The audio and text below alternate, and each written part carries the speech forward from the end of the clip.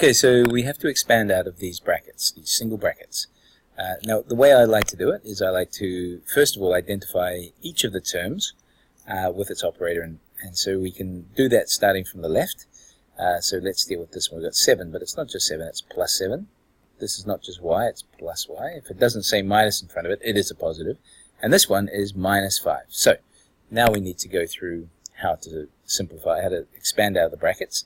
So we take the term that's outside of the brackets and we multiply it in turn by each of the terms that are inside the brackets. So in other words, it'll go minus 5 times positive y and then minus 5 times positive 7. So let's have a go at doing just that.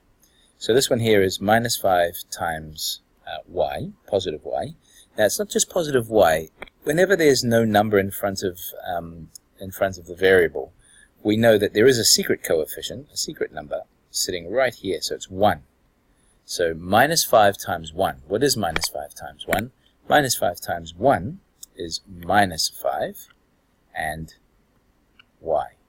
Now the reason, just quickly take a diversion here, the reason it's minus 5y is this. Minus 5 times 1 times y, which is what minus 5 times y is, right? It can be rewritten like this. So minus 5 times 1 is minus 5, times y, you rewrite that as minus 5y. Okay, so that's why minus 5 times positive y equals minus 5y. So we can keep going. So the next one is, of course, minus 5 times positive 7. Minus 5 times, so 5 times 7 is 35, and minus times a positive equals a minus. So minus 5 times positive 7 is minus 35, and so that's the answer.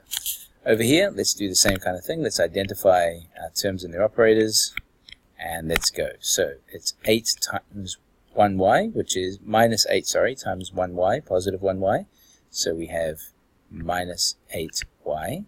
And then minus 8 times minus 7. So minus times minus is positive, and 8 times 7 is 56. Okay, that's that one. Next one down here, again, let's identify each of our terms, and now we can multiply clearly. So it's going to be minus 9 times 5y, which is minus 45y, and then minus 9 times positive 3 equals minus 27. So that one.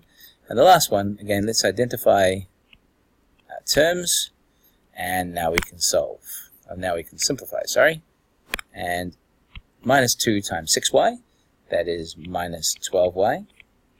And then minus 2 times minus 3, so minus times minus is positive, and that's a 6. All done.